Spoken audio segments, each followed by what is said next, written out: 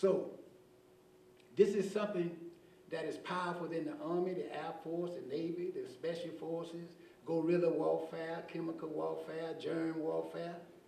If you can find it in yourself to just say, I will for every living thing in the universe to be blessed in the way God wanted to be blessed, and just stay right there in that position, right there in that center, automatically everything will change in your life. No matter whether I'm a Christian, Muslim, Hinduist, Buddhist, in order for us to experience world peace, everybody in the world got to be willing for everybody to be blessed in the way God wants them to be blessed. And if I want to experience individual peace, I got the will for everybody to be blessed in the way God wants them to be blessed. There's no other way that it can happen. And if we want world peace, we must have a belief system that will cause people to say, I don't will nothing negative for nobody. I want everybody to have a good education. I want everybody to have wisdom, knowledge, love, understanding, peace, money, guidance, protection, and health. That's the only way we can actually experience that in our lives, simply because that's the way the universe has it set up. If I'm the type of individual, I speak highly of you, but inside negativity, I will not be successful at all, because the universe is set up where I got to uplift others in order for myself to be uplifted. I got to give others wisdom, knowledge, and understanding in order for me to set myself up to reap wisdom, knowledge, and understanding.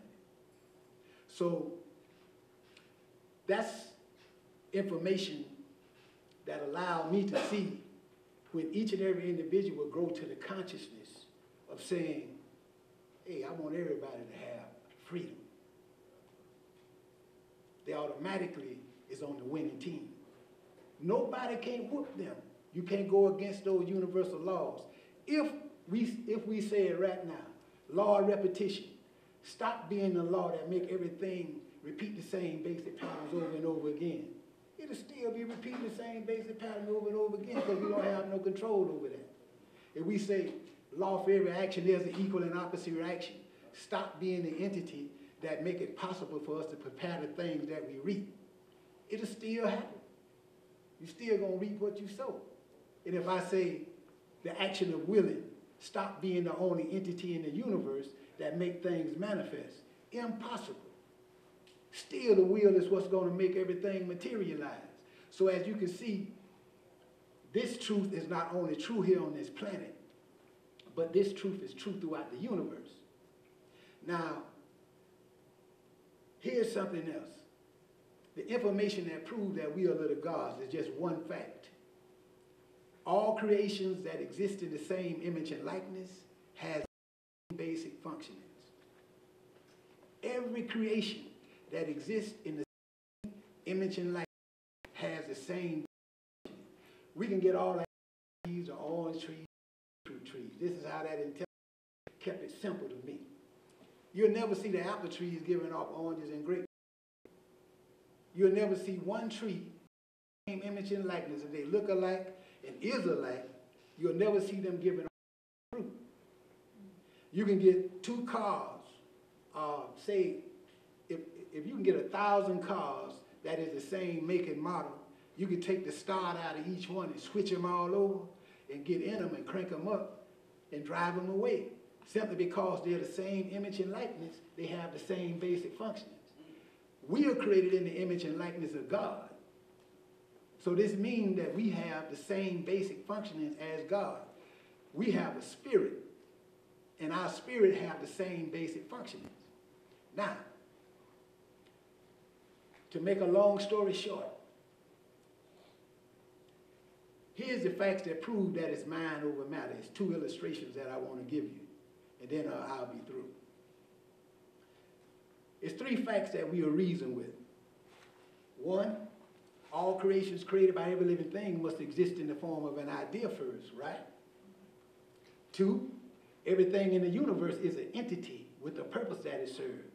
Everything is one individual form. Third and final fact is this. All creations created by every living thing has to be unseen and non-existent before they are created. They must be invisible before they are visible. Now, what that intelligence brought to my attention was something that made it impossible to confuse this. Space and matter, they are two different entities. Without space, could matter have a place to be? So this means everything that is matter didn't exist at one time.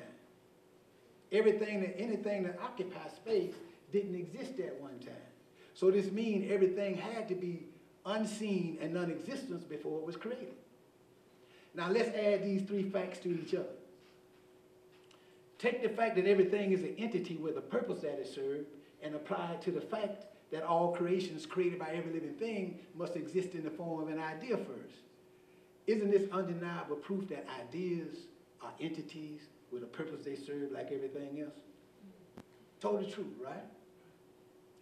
And take the fact that everything has to be unseen and non-existent before it's created, invisible before it's visible, and apply it to the fact that all creations created by every living thing must exist in the form of an idea first. Doesn't this prove without a shadow of a doubt that ideas is the unseen state all creations exist in at first? So ideas is what turn into everything. Ideas is what turn into the material matter that we see, touch, taste, smell, hear, or reason with. So if we can have the idea, that's what turned to everything, whether it's positive or negative. And then we can will for that idea to be, by it being a fact that the will is what make everything manifest. That idea must begin to materialize. But as soon as somebody come along and break our will to want to be a nation, stop willing for us to be together or unified, can't nothing happen. Simply because the action of willing is what make everything manifest, and ideas is what turn into everything. We don't have the idea of ourselves being a nation and not willing for it to be, we'll be going around that same circle we've been going around in America over 400 years. And then if they can get us on the level where we want them to be destroyed, you know, we willing for them to be destroyed. I want you to be, man, we want to get rid of all y'all. You know what I mean? Then we done prepare for ourselves to actually reap the same thing. So when we bless those who curse us, even though it seems like a weak thing to do when you don't know the 360-degree physics, you're executing the most powerful technique in the universe. You don't even have to pick up a gun or a knife or whatever. Just say, well, bless you in the way God wants you to be blessed, and keep on stepping. Knowing without a shadow of a doubt that you're going to rise automatically. You see? So the greatest tool that we have is six supernatural forces that plays a role in every living thing, life in the universe. These forces are: one, the willpower, which causes all things to manifest; vibrations, which give us our feelings, thought patterns, and attractions. We create vibes when we think, and they give us our feelings, our thought patterns, and attractions. You got intelligence. Intelligence is the only entity in the universe that has the ability to create an idea or reason. Then you got concentrating or focusing. It's the only entity that makes things manifest faster. You have the law of repetition. It's the only entity that makes everything repeat the same basic patterns over and over again. And you have the law for every action. There's an equal and opposite reaction. It is what actually make it possible for us to prepare the things that we reap. So these are the six supernatural entities: willpower, vibrations, intelligence, concentration, the law of repetition, and the law for every action. There's an equal and opposite reaction. Once you know how they work as an entity, then you can actually see your full power. I got a saying that I came up with about 6 days ago. I was meditating. I said, no. I said, wait a minute. I said, this is real. And the conclusion was this: we cannot obtain any more power than we already have. We can only become aware of how powerful we really are. Without a shadow of a doubt. Yeah, yeah. So last and final. All creations created by every living thing has to exist in the form of an idea first. That's one fact. The second fact that we'll use is this. All creations created by every living thing except change has weight and occupies space. Like we got weight, occupies space, the trees, the animals, the birds, no matter what it is. Now, let's add this up. If all creations created by every living thing must exist as an idea first, is applied to the fact that all creations created by every living thing except change has weight and occupies space, isn't that a clear example that is mind over matter? So that means, without a shadow of a doubt, that material matter comes from our imagination. And in order for us to be a nation, it's got to be mind over matter. My pleasure. Thank you for listening.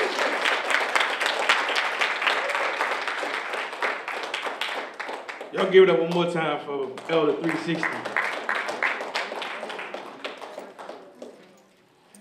Like I said, the education process is what's important for our children. The Monopoly de Amaru, we want to bring in this alternative education, which is everything that the Elder 360 is: love, truth, peace, freedom, and justice. You know, and to understand the mind state of we bring in the different elements to be able to open up the air for the education purpose. Of this Indigenous Renaissance is education, economics, leadership, and lifestyle. And everybody that is here took that step for the leadership. You're here for the education. Together we're going to come with economics to make us lifestyle. With that note, I'm going to bring in of the Monopoly de Amaru. See Wiser. He got too many names, I don't know. Let him tell him. Go ahead. Clap it up for my brother Bam Mac right there. Peace, everybody. Peace. Hotel. I mean, OY. I mean, there's a lot of ways I could say greetings to everybody here, but I'm glad everybody's here.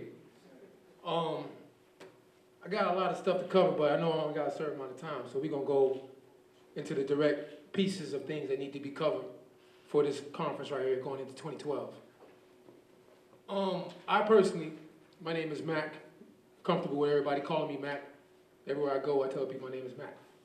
Also, I have a lot of attributes that describe my personality, my soul, and my movements of what I'm doing this for. Wizard was the second name that I chose after my first name because Mac means son, son of. So being Mac means son. I am the son of wisdom. Wizard is wisdom.